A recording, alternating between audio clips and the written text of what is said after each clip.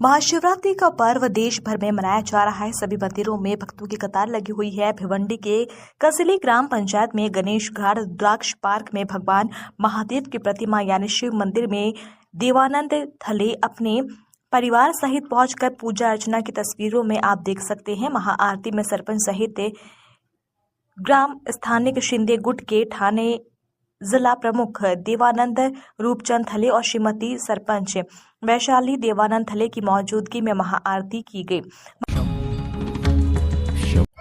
आज महाशिवरात्र संपूर्ण देशभर साजरी केली जाते। आपण सर्वजण हिंदू लोक शिवाला आपलं सर्वस्व है मान्य केलेलं आहे। अशा या शिवाची पूजा आणि महाशिवरात्रीच्या दिवशी संपूर्ण देशभर खूप उत्साहाने भावनेने सर्वजण करत असतात। त्या दिवशी पूर्णपणे उपवास ठेवून या ठिकाणी शिवाची पूजा केली जाते। आज गेली 7 वर्ष देवानंद थळे आणि त्यांचे सहकारी या कशेळी गावामध्ये असाच उत्सव भव्य दिव्य ही समोर मूर्ती आपण पाहिलेली आहे। याची पूर्णपणे दिवसभर आराधना सेवा ही या ठिकाणी केली जाते आणि संध्याकाळी हजारो भाविक या ठिकाणी दर्शनासाठी येत आहेत आणि हा सगळा सोहळा बघून स्वतःला धन्यता मानतायत। आणि या ठिकाणी अत्यंत चांगलं वातावरण, शिस्तबद्ध चांगल्या प्रकारची सेवा, चांगल्या प्रकारची संपूर्णपणे जी अरेंजमेंट केलेली आहे ही दरवर्षी वेगवेगळ्या पद्धतीने ज्या काही आपल्याकडून कमतरता राहिलेली असते ती कमतरता पुढच्या वर्षी आपण पूर्ण करण्याचा प्रयत्न देवानंद थळे आणि त्यांचे सर्व सहकारी या ठिकाणी करत असतात। जवळजवळ माझ्या माहितीप्रमाणे 1,500च्या वरती लोक या ठिकाणी देवदर्शन तर घेतच आहेत, परंतु त्याचप्रमाणे भोजनाचा लाभसुद्धा या ठिकाणी घेत आहेत आणि आपल्याला स्वतःला अत्यंत धन्यता मानून या ठिकाणी एक प्रकारचं एक वेगळी शिवशक्ती निर्माण होते आणि प्रत्येकजण त्याच्यामध्ये धन्यता मानतोय। आणि या ठिकाणी दरवर्षी असाच हा कारभार वाढत जाणार आहे आणि लोकांची गर्दीसुद्धा वाढत जाणार आहे। तेव्हा दरवर्षी वेगवेगळ्या पद्धतीने सगळे अरेंजमेंट करायला लागेल।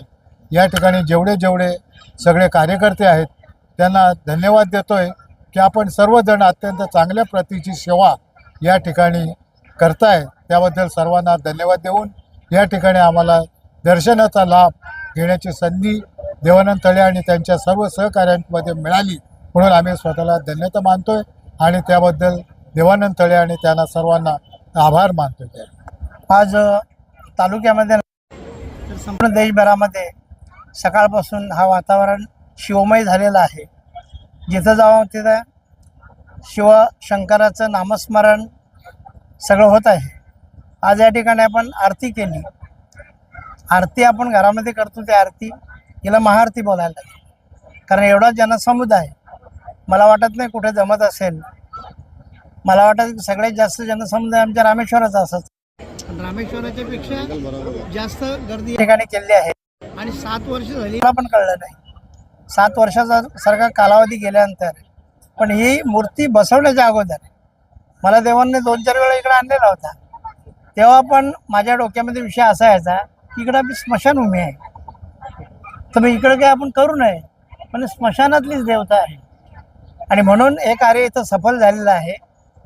दरवर्षी माणसं वाढतात, आता पुढं वाढायला जागा राहिली नाही, बाजूला थोडीशी आहे ती आपल्याला वापरायला जागा वापरावी लागेल। आणि आजच्या दिवसामध्ये हा जो आनंद आहे हा आनंद खरोखर म्हणजे गगनामध्ये मावत नाही। आणि त्याच्यावर कळस माझे मित्र नामदेव पाटील यांनी जो काही शंख वाजवला हा असा शंख वाजवणे सगळ्यांना जमणार नाही। शंख मी पण वाजवतो, पण माझ्यापेक्षा अत्यंत चांगल्या पद्धतीने त्याने शंख वाजवला तर मी शंकरावर प्रार्थना करेन की नामदेवची फुफ्फुस अजून जरा मजबूत होऊ द्या. त्या निमित्ताने ते होती. आणि दुसरी गोष्ट म्हणजे कशालीमध्ये प्रत्येक वेळेला मी जेव्हा येतो ते तेव्हा काही ना काहीतरी असं नाविन्य असते. गेली 10, 12, 15 वर्ष मी बघतो की जे तालुक्यात कुठं होत नाही ते इथं होत असते. आणि ही पण हे पटांगण भव्य आहे. इथे बसवलेली मूर्तीसुद्धा भव्य आहे. आणि हे बसवण्यामागची जी काही उदात्तता आहे ती सुद्धा भव्य आहे, भावनासुद्धा भव्य आहे. तर सर्वांना बरं गुरुनाथच्या म्हणण्याप्रमाणे कारभार पण भव्य आहे. तर आजच्या दिवशी इथं जमलेल्या सगळ्यांना, घराघरातून जे बघत असते ऐकत असते त्या सगळ्यांना, माझ्या माता भगिनींना हे शिवशक्ती त्यांना चांगल्या प्रकारचं उदंड आयुष्य आणि आरोग्य देवो अशा प्रकारची भावना व्यक्त करतो आणि इथे थांबतो. धन्यवाद. 7व्या वर्षी प्रत्येक वर्षी दादा आणि थळेसाहेब असतात. पण रुपेश दादांना मी ह्यावेळी मुद्दामून फोन करून सांगितलं की साहेब इथं ही जे शंकराची महादेवाची मूर्ती बसवली हिचं वैशिष्ट्य असं आहे की थळेसाहेबांनी सांगितली ही स्मशानभूमी होती, इथं कोणी येत नव्हतं आणि आज महादेवाचं स्थानच स्मशानभूमीतच आहे. आणि तेव्हा मला असं वाटतं की इथं मी मागितलेल्या बऱ्याचशा इच्छा माझ्या पूर्ण झाल्यात. तेव्हा त्यांना सांगितलं तुमच्या काय राहिल्या असेल तर या, त्या पूर्ण होतील. तर त्यांनी माझ्या शब्दाला मानून इथे दर्शनाला आले आणि खरोखर सगळी मंडळी पाहून बरं वाटलं, मनाला आनंद देणार आहे. आणि खऱ्या अर्थाने ही सगळी मंडळी माझ्यावरती प्रेम करणारी आहे.